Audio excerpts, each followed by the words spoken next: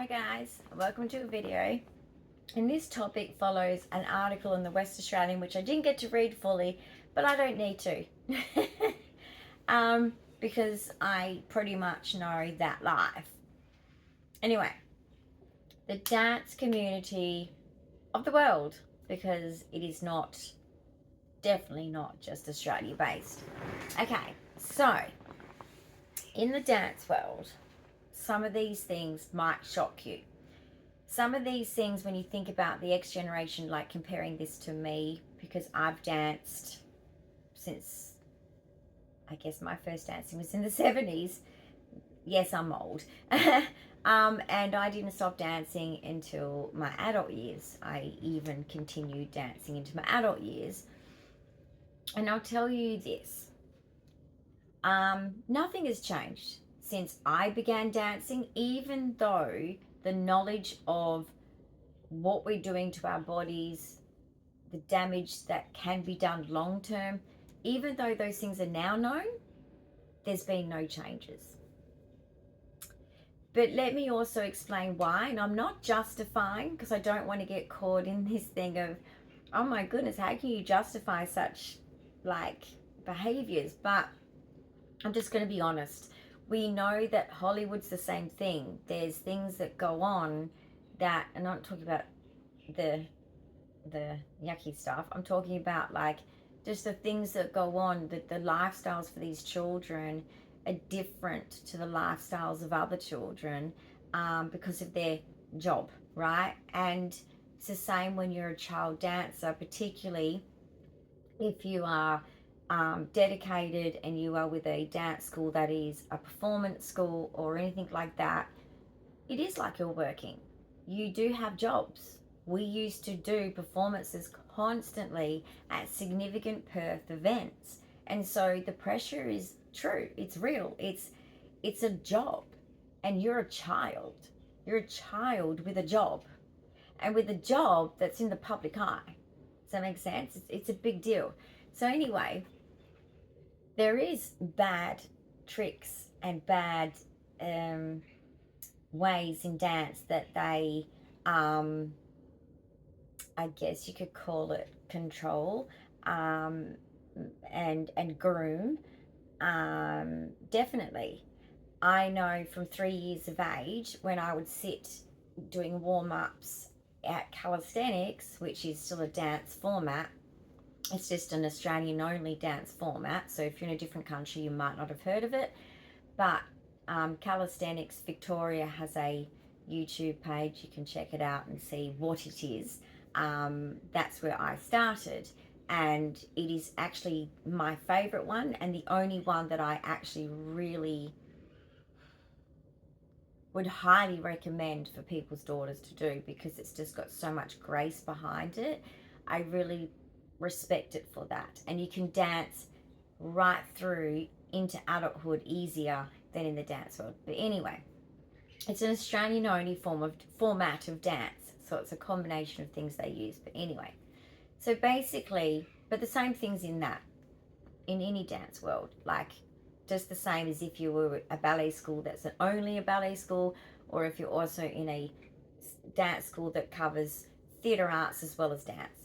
So basically, the tricks are many.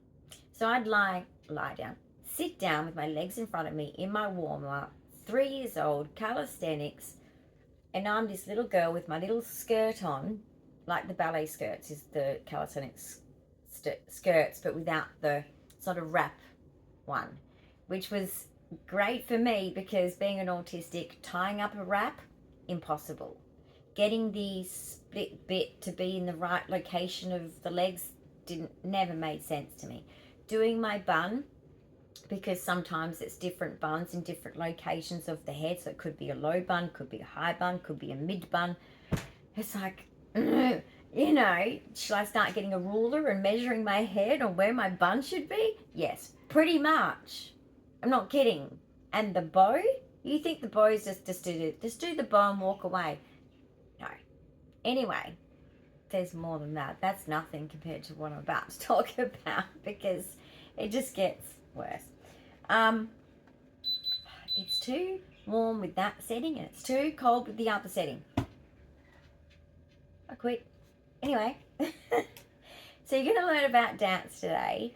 Now, let me know if this happens in any other like worlds of music, as in like if you sing, if you play a musical instrument, any other formats of things that are on the similar lines of dance that are all to do with, you know, think of a theatre and think of all the things that happen in a theatre. So acting as well.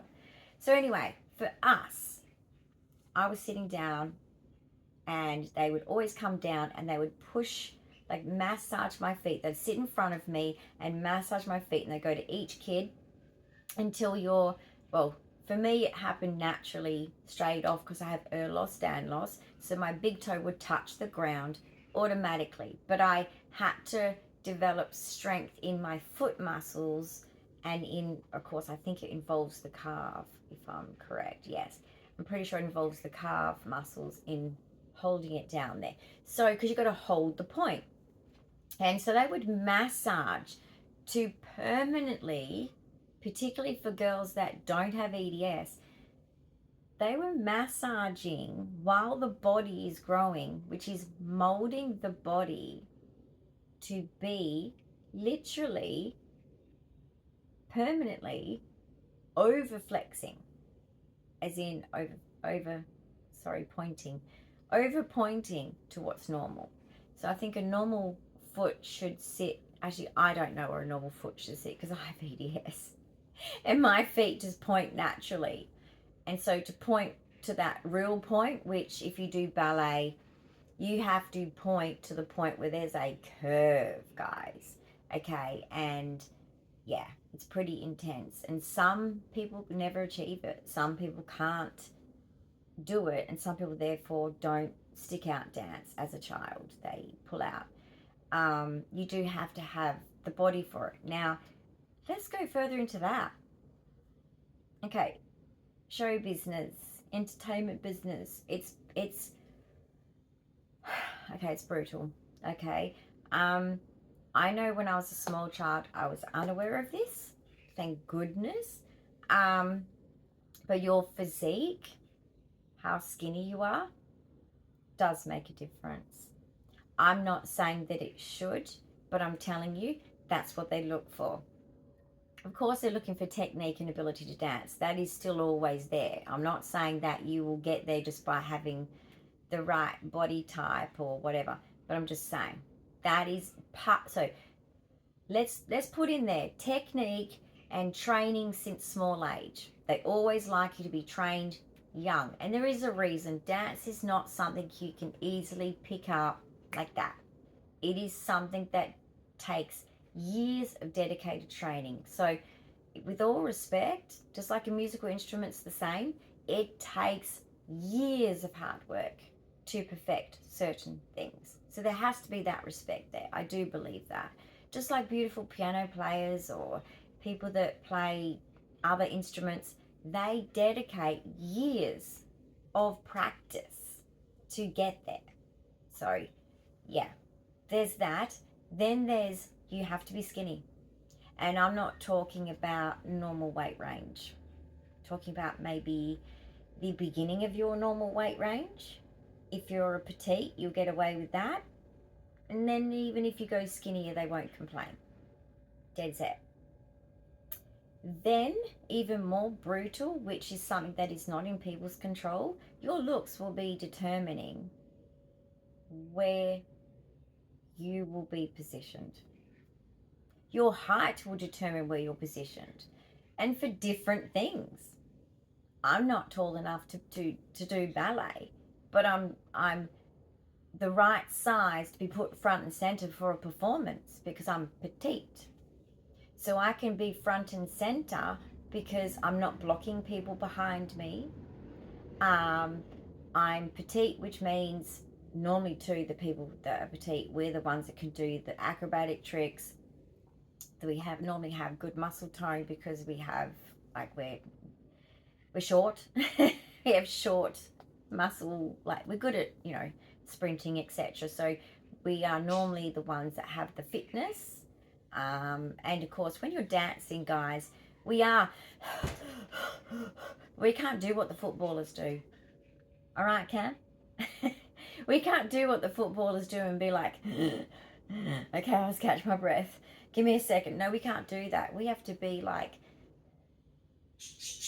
and inside it's like, oh, I just want to take a deep breath, but we can't do that. So we have to learn breath work, and we have to learn how to naturally just breathe through the dance, right?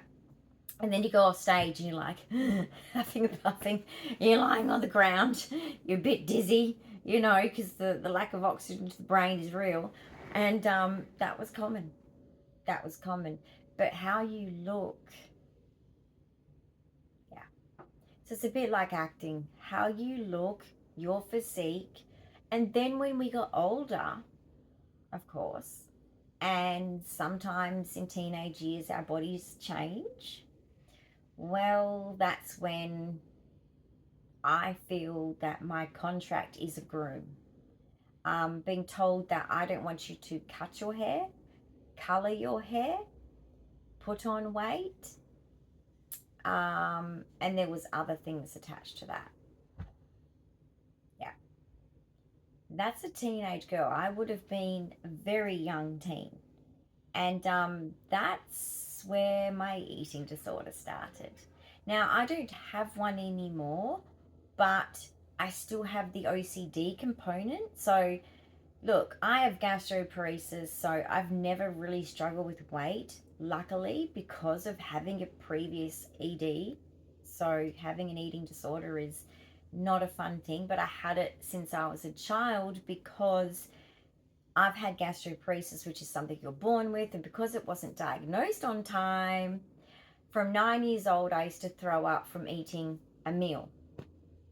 Not because I wanted to, not because I made myself, because I have what they call gastroparesis, which is when you get your stomach too full, which is not too full, full as in normal full that everybody else can handle, right? Having a whole meal for someone else is like, oh, I feel full, but I'll be okay. You know, a bit of a burp here and there and I'll be good, right? No. When you've got gastroparesis, you feel sick for hours after a full meal. You throw it up most of the time. That is a nightmare. And for me, because it was probably controlled more by my parent younger than 9, but at 9 was when I stopped drinking as well. So what happened was they knew I was developmentally delayed. They knew all of those things. They just didn't know about the name autism, but they knew that there was a lot wrong with me. Okay, I was involved a lot with, I guess, pediatricians is what they call them here, at the children's hospital and things like that. And the drinking was a problem. I was having to, I think it was every like hour, I would have to stand at the kitchen sink and drink a certain amount of mils of liquid. So, and in those days, we didn't actually drink just water. Weird, right? It was normally like my mum would make watered down cordial. So that's basically what we did. So, you know, my drinking was so bad, I just wasn't drinking that I ended up in hospital dealing with kidney problems, bladder problems, probably. I don't know. I was a kid. But basically, eating started then too, because I had developed an aversion to eating my dinner because I knew if I eat this, I'm going to feel sick for hours. I might throw up, and I have that phobia to throwing up. I have that. So I can't be around someone that's throwing up. I can't hear the sounds. It just makes me literally go into a bit of a panic attack. I cannot handle it. And I would say that's because gastroparesis is brutal. Even now as an adult, if I just go and rebel against it and go and pig out like others can do and just go, oh, I feel like a food coma. For me, I will throw up. It will, some of it will come out. I will feel sick for hours, hours, as if I've got, a sickness of like the tummy, right?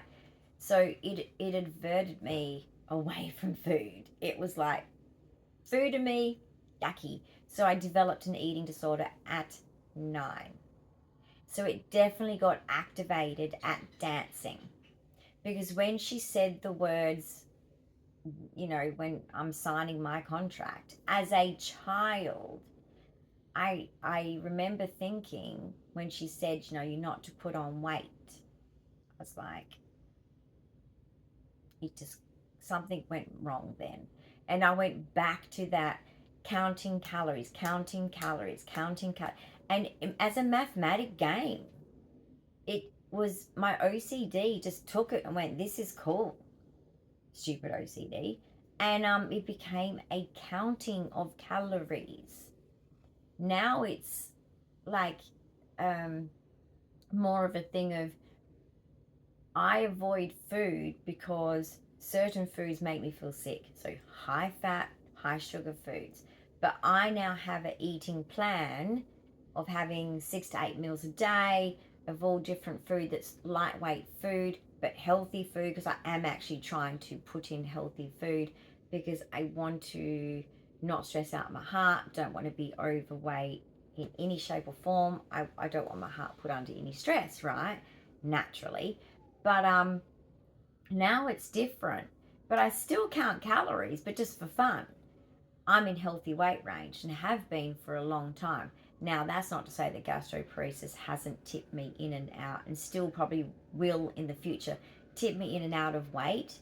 But now that I have better management from diagnosis, I actually have a specialist dietitian for gastroparesis who actually knows not just dietitian stuff, but gastroparesis stuff. So I'm doing better since they have stepped in and told me this, and they share what others they hear tell them are easy to eat and combinations of things and whatever. So I'm doing much better, and I've got those shakes, so which are hospital grades that have like got the specific amount of calories per drink, and also have vitamins and minerals in it. Perfect, right? And then the dietitian just gives you help with choices of food by mouth, because the fact that I'm actually eating by mouth, they are proud of me for, and I am too.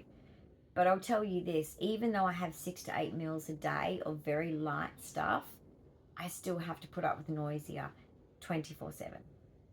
But anyway, so back to the eating disorder. So you can still have gastroparesis but an eating disorder. So that's why it's like very sad to me that the medical in Australia, I know a lot of other gastroparesis sufferers have had the same problem. They've had an eating disorder in the mix of their life for whatever reasons, and it gets mixed up with their gastroparesis, and the nurses get all bitchy. And that didn't happen after my diagnosis, unless there's a nurse that steps in and you're on a different ward or whatever, and they know nothing about gastroparesis, then it happens because they don't know what it is. And I get assumed, and I'm in normal weight range now, but I get assumed now of being anorexic, but I'm not. To be anorexic, you've got to be 10% of your healthy weight range lower. Okay, that's what anorexia is. And I have been there, like I said, a lot in my life, but I put it down to gastroparesis. And since my gastroparesis control, it has worked. But I'm not going to lie and say that I haven't had an ED starting from 9, like I said, because of gastroparesis triggering my hatred for food. I developed literally a point where I didn't want to eat any of my dinner. I hated food. Then I got to teenage years and this happened. And that did turn me off food. And then I started to watch what I ate. Oh, I must eat salads. Oh, I must eat fruits. I must eat things, just little bits of things, because I need to be light for dancing. So that's a danger. Then your looks. I used to look at myself in the mirror and think, and it's difficult as an autistic. It's like, I'm like, what do I do with how I look? How should I be dressing? Like, how should I be doing my hair and all this? Because I was noticing that one wasn't a verbal one, but I was noticing that it was the teacher would be like, oh, like, oh, your hair is so long to one girl, and then looking at me and saying, you should really grow your hair longer. Keep it growing. It's long now. Keep it growing even longer. And me going, right, okay. And it got to the point where, because I've got like wavy hair, I developed, and I was very clever for developing this, by the way. Anyway, just joking, because this is a heavy topic, guys. But this is the grooming that dancers go through. I used to have a crimper because certain performances you had to have your hair crimped. It's the 80s, ladies. So basically, I used to use the crimper to straighten my hair to make it longer, to please my dance teacher. Yeah. And I would turn up with my hair down, and of course, naturally, it would be like, she'd go, oh, great, your hair is long. This is wonderful. This is wonderful. And it was exhausting to keep looking after your appearance so much, right? And then I would tie it up before I'd get started with dancing, but that's pressure. You start judging your facial features, you start judging how you tie up your hair, and then you've already focused on what you're eating. So your friends are just going out and eating like junk food, they're like, let's meet at HJ's, because where I was living, I lived in Hillary's, and there was this cool shopping centre which used to be huge called Whitford City, and it was a big deal back then. We'd all hang out there, and there was a HJ's. The only takeaway this is Australia. We didn't have takeaways, guys. We're not American. We just didn't have them. This was rare. It was Pizza Hut or HJ's. That's it.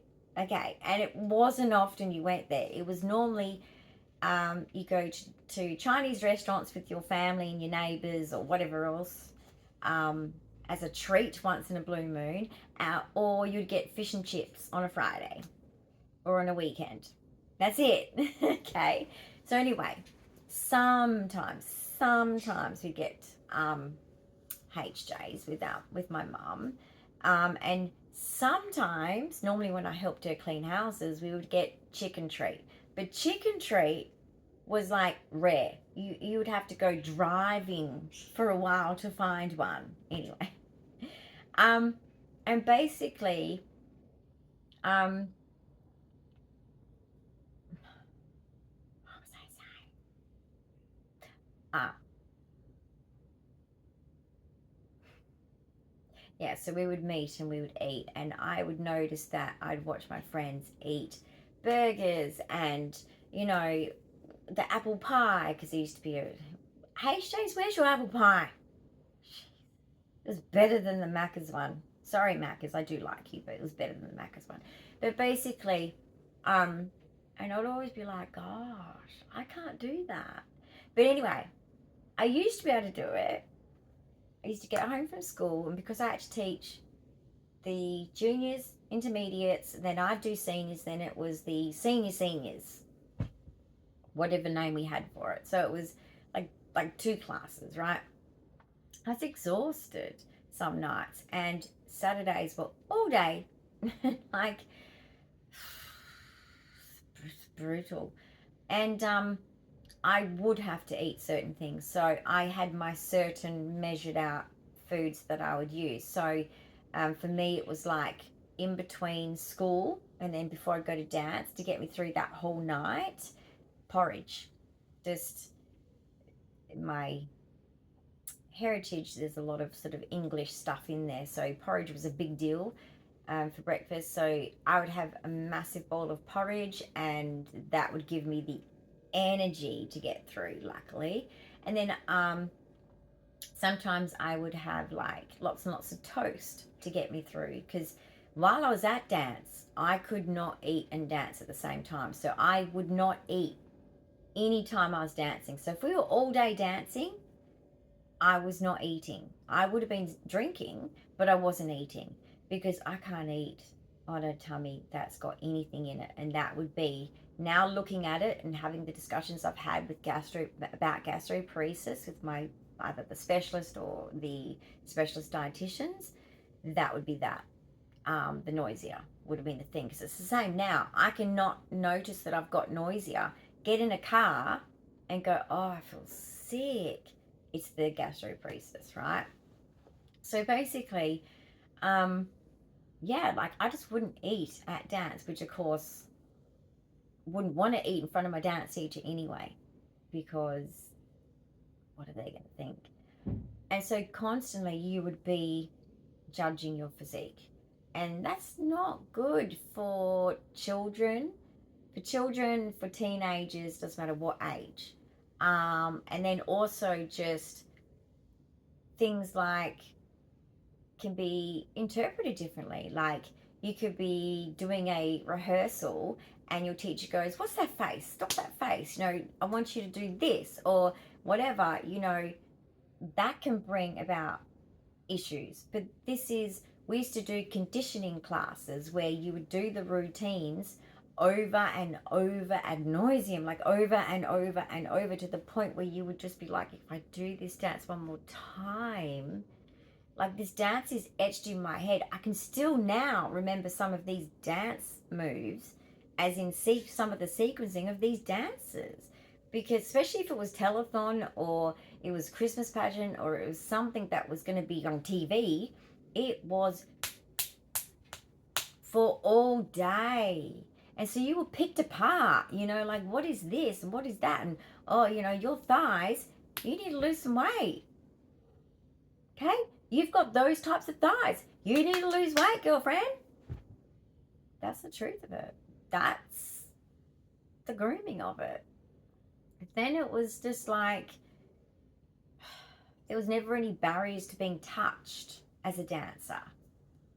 So, you know, when you're being put in place, you know, so say you could be at the age group of being in the splits, and they're trying to get your hips in the right alignment so that you don't hurt yourself, trying to get your legs in the right alignment so that you get the most points, because if your knee's not turned out the right way, or your foot or whatever, if you've got sickling your feet, which was a me thing, if your hands are not doing the right thing, which was a me thing, a lot of these things are probably to do with my 22q, to be quite honest. So I had to be overly corrected, which I didn't mind because I wanted to get it right, because I'm a perfectionist, which is also what dance taps into. If you're not a perfectionist, you will be after a dance career. You will. It will be stuck there a little bit, at least.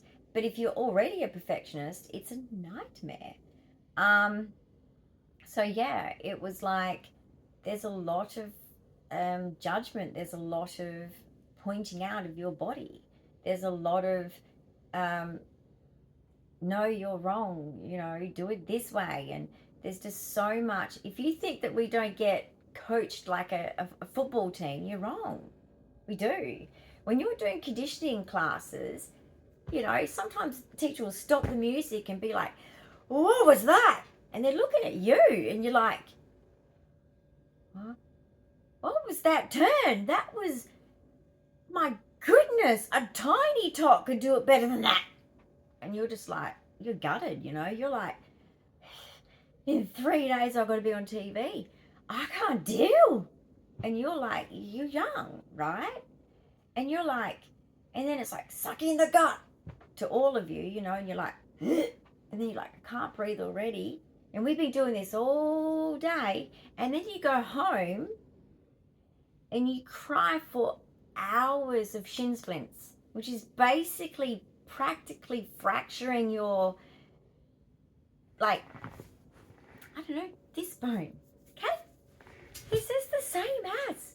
And you're in pain and you're rocking and rolling in your bed and you're crying and you're getting out the deep heat. And I used to wrap blankets around my legs and rock and rock. And then you'd go to dancing and next time you'd see them, whether it's the next day or another time, and you'd say, this happened, and they'd go, shut up about it. Do you want to quit dancing or not keep dancing? Because if you go to a doctor, they're just going to tell you to stop dancing. So I'm just going to tell you that now.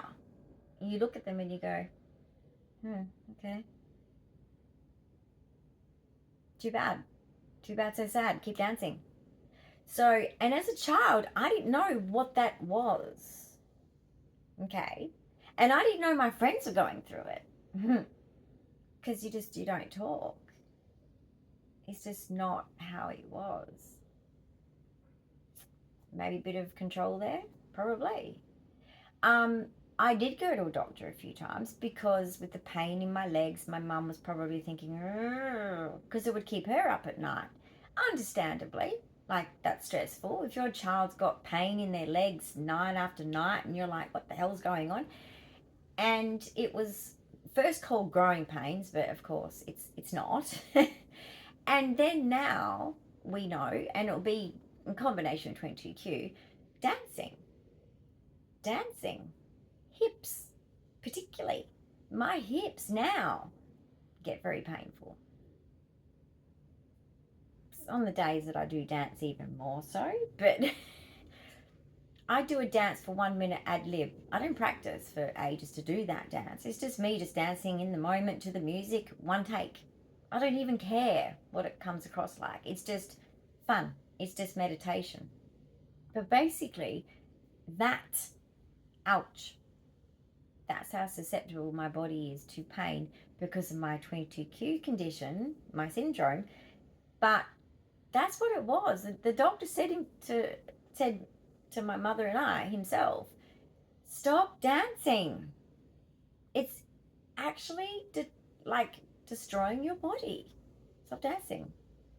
Well, I was just like a rebellious dancer, which we all are. If anyone's a dancer out there, you know you are. That's not going to happen. I live, breathe, eat, and sleep this. This isn't going anywhere. You're going somewhere. Bye, doctor. I'm not going to tell you ever again that my shin splints are hurting, that my hips are hurting, or that any part of my body is hurting. I mean, just the bruising on the back of my bone here because you're so skinny and you're doing the rollover, which when you do that, they roll backwards and normally go up with one arm or whatever. You're using this shoulder blade. What's that, the right one? Yeah, it's normally the right shoulder blade. And unless they're making you do it on your left if you're performing on the other side, and anyway, you're a pigeon pairing to someone or whatever. But basically, I would come home with bruises because it's on a wooden floor. We didn't have that fancy thing you guys have now, like that spongy stuff. No. We had like wooden floors. So you get bruises on any bony bits, your elbows, your knees particularly. And then the shoulder blades, your shoulders, your chin, if you're doing any tricks, like, sorry, I've got pimple patches, I just bumped one. But no, you don't say anything because that's the whole thing. You'll just get told to toughen up, just like a footballer. Toughen up, snowflake. Now look, the Eagles guys, of course, they all get treated like, oh, here's some physio. Come in here, dude. I'll put some deep heat and I'll rub it for you. And lucky them, eh? They get like a massage, pain relief. Probably get a cortisone injection if they need it. But a dancer will go to a doctor or physio and get told, you've got to stop doing this. It's damaging you. Well, same with a footballer. They're damaging their body too. That's why when I went to the gym, the PAs would always be like watching me like just do a bit of a walk on the walker, waiting for my class, because I do the step classes mainly because they're my favourite, basically, to say, because it's a bit dancey. Les Mills, it's cool. And waiting for my friends to arrive. And because, you have the same bunch always turn up. Gym junkies. I used to hang out with the ones that weren't drinkers. But anyway, isn't it a funny combination, drinking and being a gym junkie? I don't get it, but anyway, it's a thing. But the PAs that come up to me all the time, the personal, trainers and PTs, personal assistants, personal trainers, PTs, personal trainers, the people that study sports science to be a personal trainer, to help you, and sports science at university, to help you train with good technique, etc., right? And because I remember like having a joke with them, because when I did you get your free session when you first join, and this was a new club that I had joined because it was brand new, it was beautiful, I loved it there. And this is where I mainly went when my kids would go to school. Do a morning class to start my day, got rid of my, autism, anxiety, my ADHD, sort of like, and it really, really calmed me down. Okay, if you've got an ADHD kid, do watch the sugar and do give them exercise. It does work. I'm as an adult even now, I still don't manage my sugar. I still go. It's like, yeah. So basically, but the junk food and dance behind stage is real. That's the only time that they let you, because it's like, if that's going to make you dance well tonight, okay, then that's what we're doing. Including like, well, no, actually competitions would be different. Competitions, it was like, I don't want you bloated. That's how bad it is. I don't want you bloated. Because competitions is when you're competing with all of the other dancing schools, you see, and your dance teacher's like, we're going to win. We're going to win. So like, now I've lost the track I was on just before.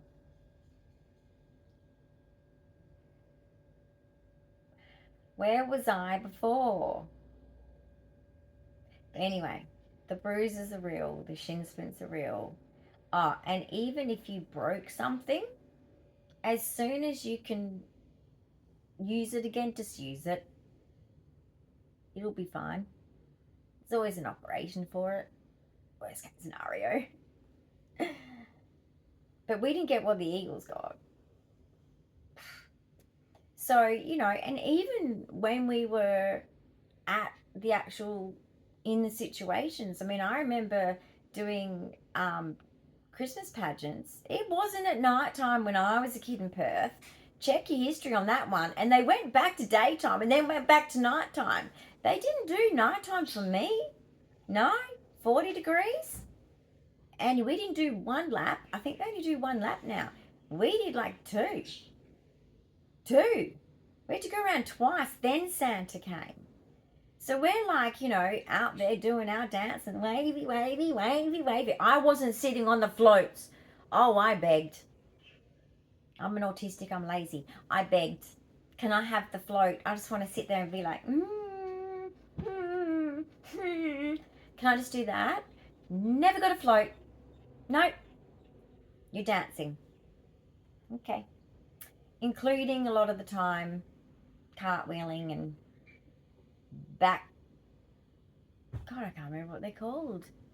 Back bend overs. Oh my goodness, don't even. If you're an ex-dancer, just add that in there. When you just sort of go backwards and then you flip your legs back over and it's like you're walking backwards like a ball. Back walkover. Okay, those things. All right, front walkovers, same thing. We do both, depending on the routine of the year. In 40-degree heat. Do you know how hot the bitumen is? Okay, I'm not an animal. My hands are soft. Dancers' hands are not, got like rough. Even instrument people's. You know this. You've got to toughen certain parts of your, fingers, etc. to play the instrument, right? Yeah. Well, we don't have any such thing. All right. When I did gymnastics, yes, I used to play with the thing all the time, that chalk stuff. I used to be, and the teacher would be like, okay, you've got enough chalk. I'd be like, yeah, I know that. I'm just enjoying it. Because I did the uneven bars because I was like, she'd put me on them all the time. She's like, come on, monkey. And I'd be like, this is why my grandparents called me monkey.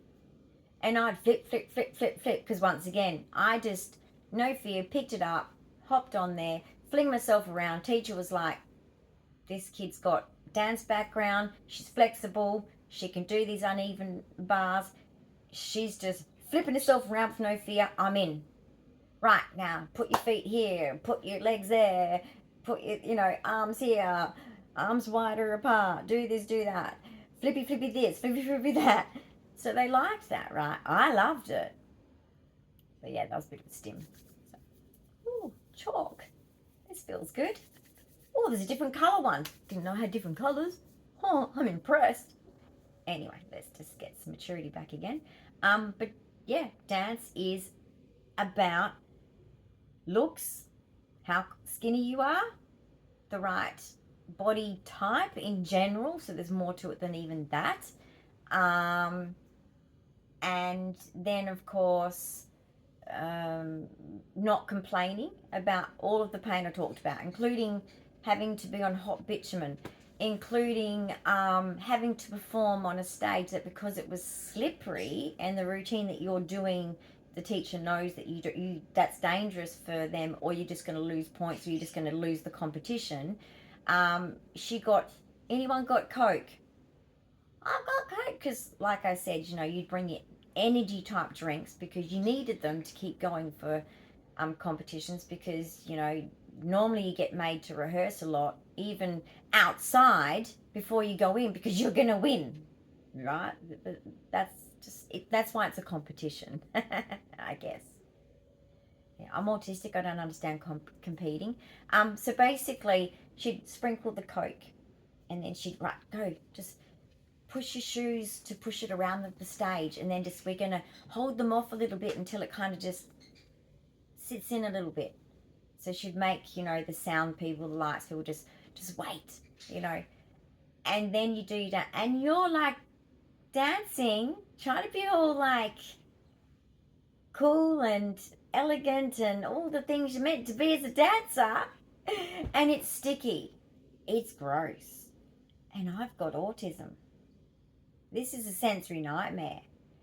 But if she catches me not smiling, and this was the threat, I remember with telethon, if that camera's on you and you're not smiling, and on telethon, she could still threaten us from behind the camera. So even though they're on their little motorbike looking thing, zooming in, zooming out, because they've got no legs, as in no wheels, no legs. It's a weird, anyway, look it up. You might see a camera thing. It's weird. They get up in your grill. Because I remember when we did the dress rehearsal, I flipped one guy's hat off. No, not in the actual, no. On the day of telethon, the dude had a hat on, like just a cap. Why they allow them to? But this is back in the stupid days. And he got too close, and I lifted my arm up, and my fingers, I felt it, whacked his cap off, and I was like, well, you're a dickhead. That's all I remember thinking, so I had to smile a bit extra, because I was like, what an idiot. What are you doing, like, with a cap on? You didn't expect that to happen? I bet he now knows guys don't wear caps. Why? Because their hands just go, like, before you know it, up in your face. Well, you guys shouldn't get up in our face, but they have to with the camera work. But anyway, the fact is, in the, even on stage, it is stupid. You got the cameraman zooming in and zooming out. The audience is to the side. I know, right? So you're not smiling to that bloody audience you guys think we are. We can't see them. We have to do that to see them. Okay? We're looking at the door where all the makeup artists are like, oh yeah, I might as well just chill and watch. Then you've got the panel on the other side. You can't even see the panel of people. And you're just looking at your dance teacher going, yeah, so it's very intimidating. So glamorous, right? Now, the tent on Family Fun Days for Channel 7, which was normally done the day before telethon, it was brutal. We were out in the sun, having to perform on a stage in the sun. Still brutal, and on and off stage for different times in the day we had to perform. And then after that would be the home and away stars would do their little stuff on stage. And then there was also, I think, just like Channel 7 people and other entertainment from Channel 7. But I think bands and stuff like that, obviously for the parents, but that used to happen here at Channel 7 Studios when it was here, but we don't have Channel 7 Studios anymore in Perth. I think because they're now going broke. It's in Eastern States. So basically, although I think they were coming back, I don't know. Anyway, that was cool because the tent, but it wasn't for us, okay? we're like considered nothing. It was for the stars. We went into the tent, you know, those big white tents, and we're like, croissants, muffins, like bacon, eggs, like water, fruit juice, Coke, Sprite, Fanta, everything. And we're just like, what? And we're allowed to have things too. So that's nice of them, isn't it? And we sit in the tents waiting for the stars to come in, but we weren't allowed to ask for the autographs because it's unprofessional. But they would always say, would you like an autograph? The nice ones. So from home and away, let me tell you who the nice ones are. Lynn, that's her name on the show. I don't know her name in real life. Alf, I don't know his name in real life.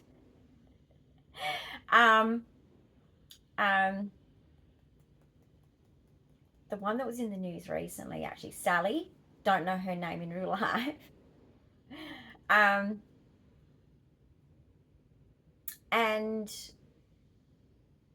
the two, if anyone's my age, you know the two drongo guys who used to hang around the caravan park that were acting like idiots?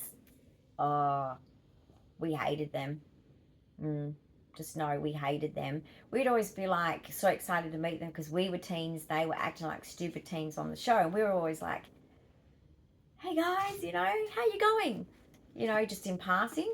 And they were so obnoxious. Oh no, Matt. No. Matt. Oh my goodness, Matt. Okay, 2 seconds. Sorry, cat. Got up there somehow, was about to spill my drink and everything. Even though it's a spill-proof drink, there's a tiny bit that can spill. Anyway, saved it before there was going to be even more mess.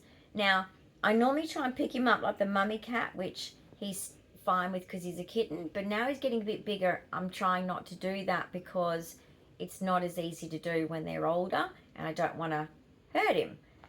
So, but at the same time, he's being naughty. Okay, so basically, yeah, like those two drongos. It's an Australian term, I think. Idiots, basically. Not nice guys at all. They're actually quite perverty and just obnoxious up themselves because obviously they're acting on the show. So anyway, but yeah, most of the others, and they were the main ones that would come here to do the family fun fairs at Channel 7. So that's out of their own time, guys. So that's why a lot of them were nice to us.